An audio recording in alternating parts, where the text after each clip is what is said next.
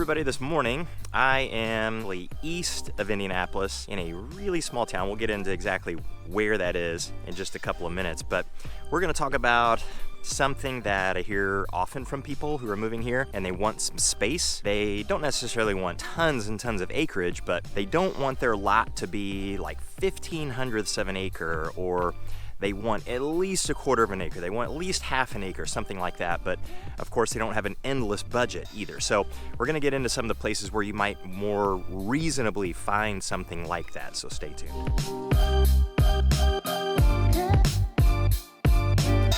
Hey everybody, I'm Jason Compton with the Compton Home Group. Welcome back to the channel.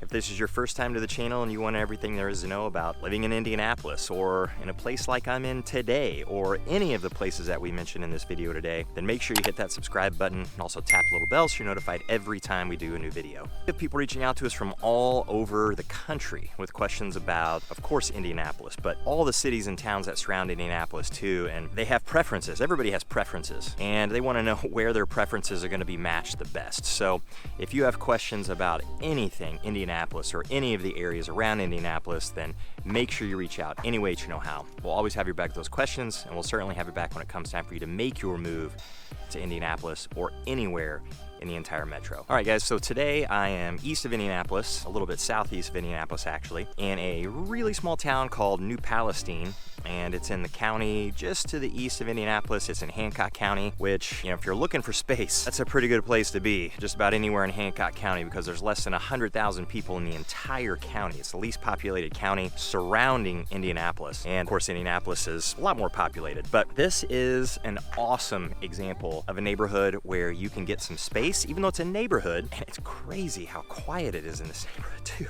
So I'm here in the morning, and of course a lot of people are working, but just stand here. I think I could hear a truck in the distance right now, but outside of that, it is quiet here. Unbelievable. So quiet that I'm a little self-conscious about my talking. I feel like everybody in the neighborhood's gonna hear me and I'm gonna be disturbing everybody. But it's an awesome example of affordable homes, and I'm not talking about homes that are under $200,000. Not like that. These are definitely more than $200,000, but let's say you got a budget of $500,000, or we don't want to spend any more than $450,000, and which is very, very common for sure. But we don't want the brand new home neighborhood where you've got 1/1500ths of an acre, maybe 2/10ths if you're lucky, and you feel like you're just right on top of your neighbors. Now we want to be in a neighborhood.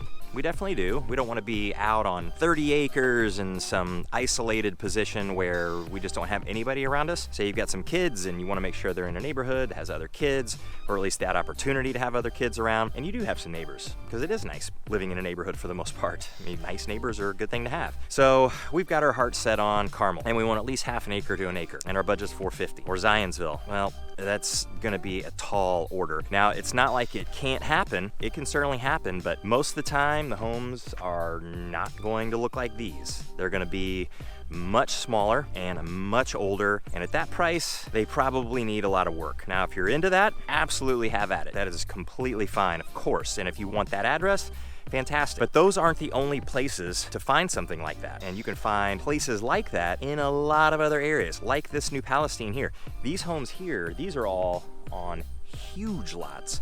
I mean, some of these lots are over an acre, and the neighborhood is really pristine. It is super, super nice.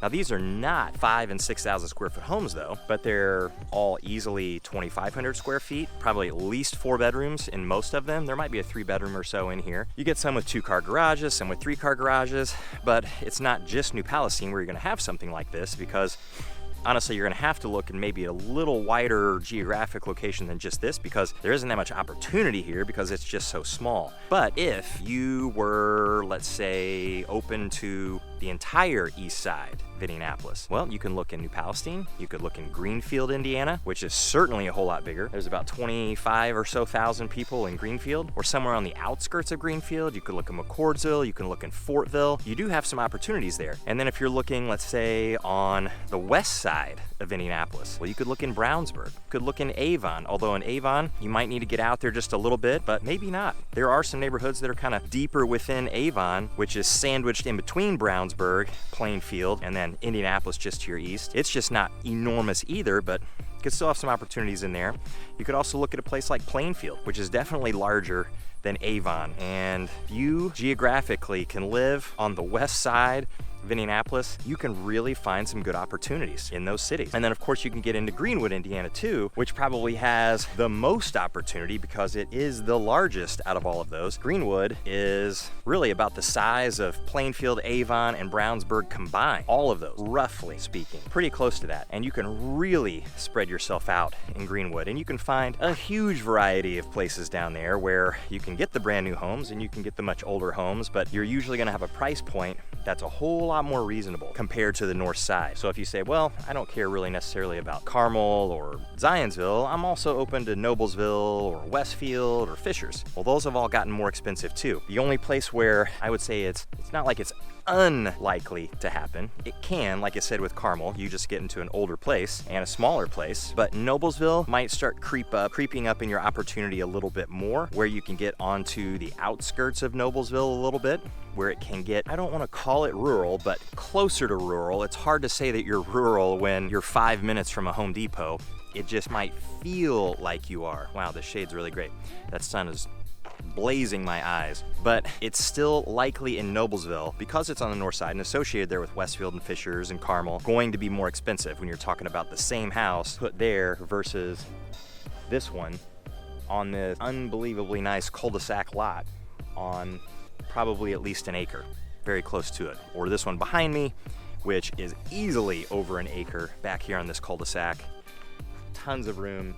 And this house is going to be reasonably priced as well. So of course there are sacrifices with living in New Palestine or living in the outskirts of Plainfield or something like that, but they're only sacrifices if you think they're sacrifices. So when I was saying it's quiet here, maybe that's what you're after. But if you want the buzz, if you want it to be a little busier, like a Carmel is, even though it's not Los Angeles or New York, it's not like that at all, but it's a little bit busy. It's one of the busier cities that surround Indianapolis. If you feel like being there and missing out on that is a disadvantage, then that would be the sacrifice. Now, if you can't live without that sacrifice, you might have to hold out for that place that does have the half acre at $450, but it's the older home and you're gonna have to put some work into it. You're not gonna get a home that's built in 2021 at 3,000 square feet with a finished basement for $450 on half an acre in Carmel. It's just not gonna happen. If it does, I mean, you found the needle in the haystack. Everybody's gonna be looking for that. So of course that's gonna drive the price up on it. So if you're looking for that space, just consider some of these other options, especially if you don't feel like being what feels like out a little bit more, even though this really isn't New Palestine. You have to get to know it a little bit better. It's still really close to everything, but just not right down the street maybe to your Home Depot. Maybe it takes you 10 or 15 minutes to drive to it. Put these in on your list of places to consider, because you can definitely get into some neighborhoods like this.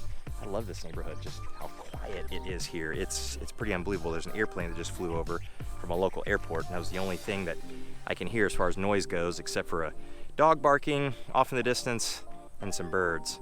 That's about it. I really enjoy these kinds of places. I know other people out there do, and then some people haven't discovered that they enjoy these places just yet. So give them a shot. You might be surprised. So if you have questions about places like this, then reach out any way that you know how, and we'll catch you in the next one.